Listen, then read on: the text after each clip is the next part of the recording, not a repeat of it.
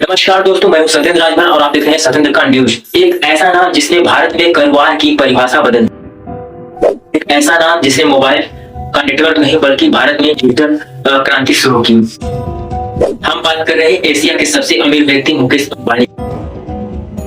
छोटे से शहर से निकला यह लड़का दुनिया के टॉप कंपनियों की लिस्ट में रिलायंस कंपनी को ले गया।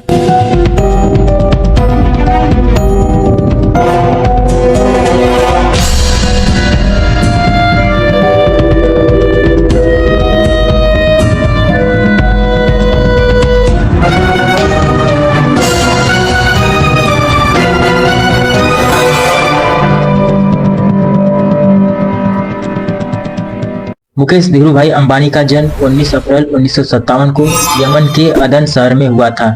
उनके पिता धीरूभाई अंबानी एक मामूली पेट्रोल पंप के अटेंडेंट भारत के सबसे बड़े बिजनेस टाइकून बने। मुकेश का बचपन मुंबई के एक सामान्य मध्यवर्गीय इलाके में बीता।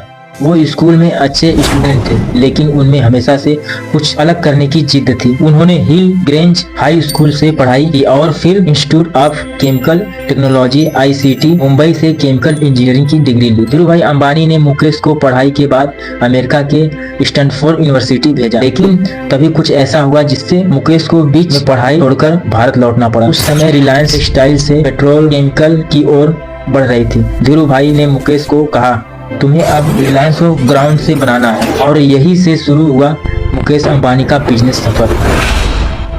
मुकेश अंबानी ने सिर्फ अपने पिता के बनाए साम्राज्य को संभाला नहीं, बल्कि उसे कई गुना बढ़ाया। उन्होंने शुरुआत की सबसे बड़ी रिफाइनरी श्यामनगर रिफाइनरी बनाई, जिसकी प्रोसेसिंग कैपेसिटी 1.24 मिलियन बैरल प्रति दिन है। इसके बाद रिलायंस केमिकल्स एनर्जी, तेल और टेलीकॉम में भी उतरी। साल 2016 में मुकेश अंबानी ने जियो लॉन्च किया, एक टेलीकॉम क्रांति जिसने भारत में इंटरनेट और कॉल दरें लगभग फ्री कर दी। जियो ने मात्र 6 महीने में 100 मिलियन यूजर्स बना लिए थे। मुकेश अंबानी भले ही अरबों के मालिक हो, लेकिन वो अपने परिवार से बेहद जुड़े हुए हैं। उनकी पत्नी नीता अंबानी एक सोशल वर्कर और रिलायंस फाउंडेशन की चेयरमैन है। उनके 3 बच्चे हैं, आकाश, ईशा और अनंत अंबानी। तीनों अब रिलायंस बिजनेस के अहम हिस्से हैं। उनका घर एंटीलिया मुंबई का सबसे महंगा और दुनिया का दूसरा सबसे महंगा निजी घर है।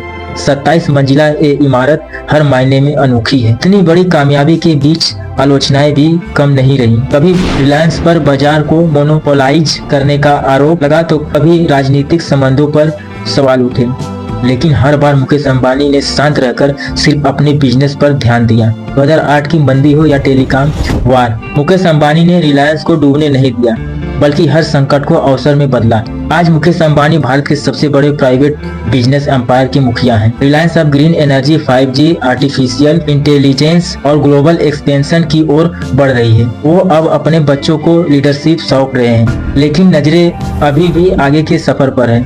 मुकेश अंबानी की कहानी सिर्फ बिजनेस की नहीं, बल्कि दृढ़ निश्चय, पारिवारिक मूल्यों और दूरदृष्टि की कहानी है। उनका मानना है, अगर आप सपना देख सकते हैं तो उसे पूरा भी कर सकते हैं। उनकी सफलता से हमें सीख मिलती है कि बड़े बनने के लिए बड़े सपने देखना जरूरी है। मुकेश अंबानी की कहानी बताती है कि भारत में भी ग्लोबल बिजनेस आइकन बनाना संभव है। और ऐसे ही मजेदार वीडियो देखने के लिए चैनल को सब्सक्राइब और बेल आइकन को दबा कर रखें।